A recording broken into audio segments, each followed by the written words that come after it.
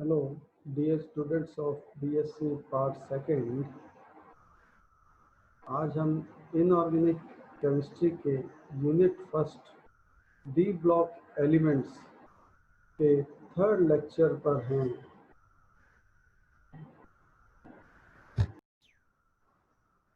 D block elements की बहुत ही महत्वपूर्ण प्रॉपर्टी है फॉर्मेशन ऑफ कलर्ड आयंस या कंपाउंड्स, यानी रंगीन यौगिकों का निर्माण।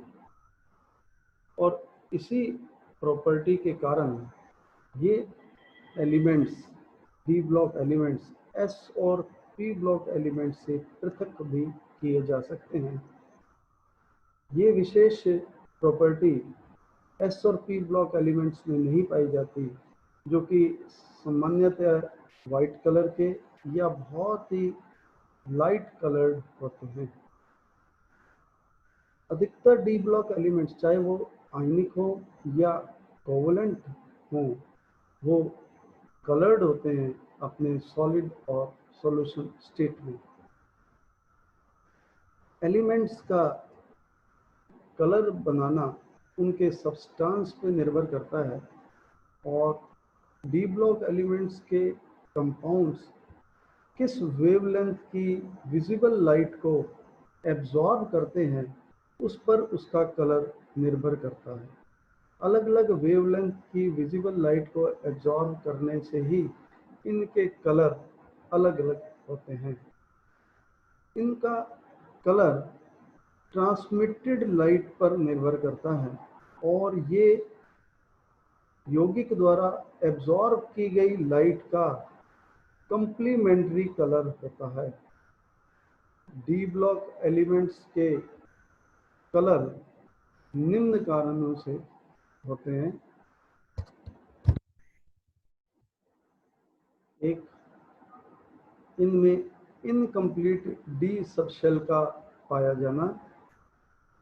दूसरा कारण रहता है इनके आसपास उपस्थित जो ग्रुप्स हैं मेटल आयन के आसपास, यानी डी ब्लॉक एलिमेंट के आसपास जो सराउंडिंग ग्रुप्स होते हैं जो कि कॉम्प्लेक्स यौगिक का निर्माण करते हैं, लिगेंड्स, इनकी नेचर पर भी निर्भर करता है। अब आगे देखें। और ये डी ब्लॉक एलिमेंट्स के कलर एग्जीबिशन को हम निम्न प्रकार से समझा सकते हैं। डी ब्लॉक एलिमेंट्स के डी ऑर्बिटल्स में 5 लॉब्स पाए जाते हैं, 5। ये सभी के सभी समान ऊर्जा के ऑर्बिटल्स होते हैं। 5 डी ऑर्बिटल सभी 5 डी जनरेट होते हैं, यानी वे सभी सेम ऊर्जा के होते हैं। और परंतु इन डी ऑर्बिटल का, पांचों डी ऑर्बिटल का स्पेस के अंदर ओरिएंटेशन अलग अलग होता है। अलग अलग होने के कारण जो इसके आसपास सराउंडिंग ग्रुप्स लगे हुए होते हैं उनका इनकी ऊर्जा पर अलग प्रभाव पड़ता है। वो इसकी ऊर्जा को, इन ऑर्बिटल्स की ऊर्जा को अलग अलग प्रकार से प्रभावित करते हैं। इस कारण इसकी डीजनरेशन समाप्त हो जाती है। और ये जो कि सामान्य रूप से डीजनरेट होते हैं, और जब ये ग्रुप लगने के कारण, जैसा कि ऑक्टाहेड्रल कॉम्प्लेक्सेस में पाया जाता है, ये ग्रुप्स डिफरेंट एनर्जी स्टेट्स में डिवाइड हो जाते हैं। और ये ऑक्टाहेड्रल के अंदर आप इस फिगर में देख सकते हैं। ये देखिए, ये 2 ऊर्जा स्तरों में बंट जाते हैं। नीचे वाली ऊर्जा स्तर को T2G कहते हैं और उच्च ऊर्जा स्तर को EG कहते हैं। इसमें 3 ऑर्बिटल्स और ये 2 ऑर्बिटल्स, टोटल 5 डी ऑर्बिटल्स, जो कि देखिए लिखा है average energy of metal ion in spherical field, ये रहती है ग्राउंड स्टेट में। और उनके प्रभाव के कारण, सराउंडिंग ग्रुप्स के प्रभाव के कारण, जैसा कि ऑक्टाहेड्रल फील्ड में ये एनर्जी मेटल आयन की दो भागों में बंट जाती है, एक को T2G और एक को, और इस ऊर्जा के डिफरेंस, एनर्जी लेवल डिफरेंस इनके बीच में, ये बहुत अधिक डिफरेंस इसमें नहीं होता है। और जो ये एवरेज एनर्जी है, ये सेंटर कहलाता है, एवरेज एनर्जी वाला सेंटर कहलाता है बैरी सेंटर, बैरी सेंटर।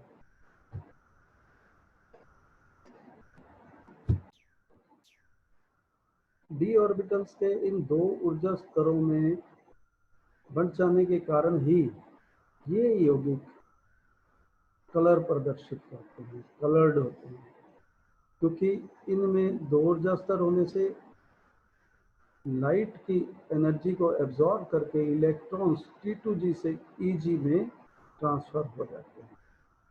इस कारण, इस ऊर्जा अंतर के कारण ही ये यौगिक कलर्ड होते हैं।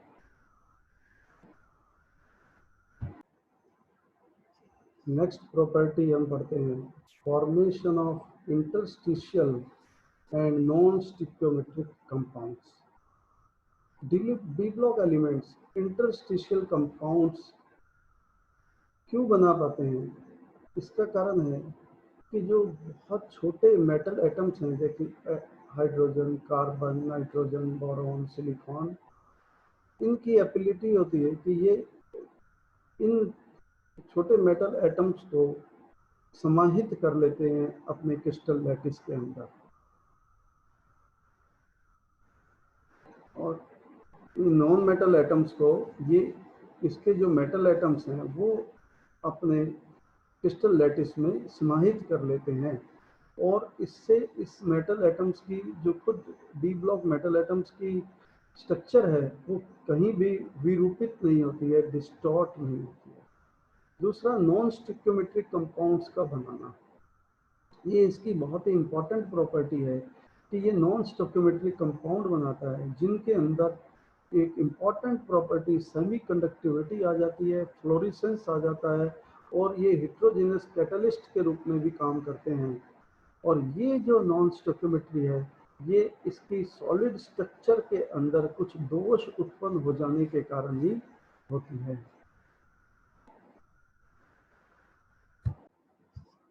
नेक्स्ट प्रॉपर्टी अब बढ़ते हैं, कैटालिटिक एक्टिविटी।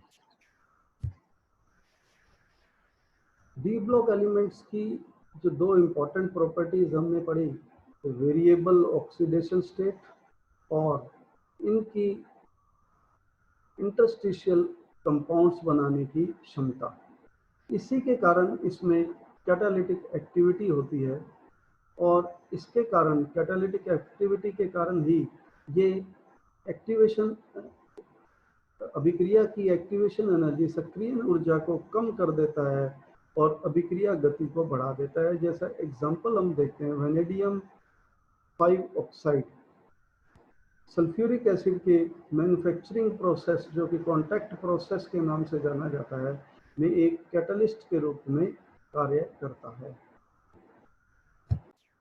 नेक्स्ट प्रॉपर्टी हम पढ़ेंगे, metallic character and alloy formation.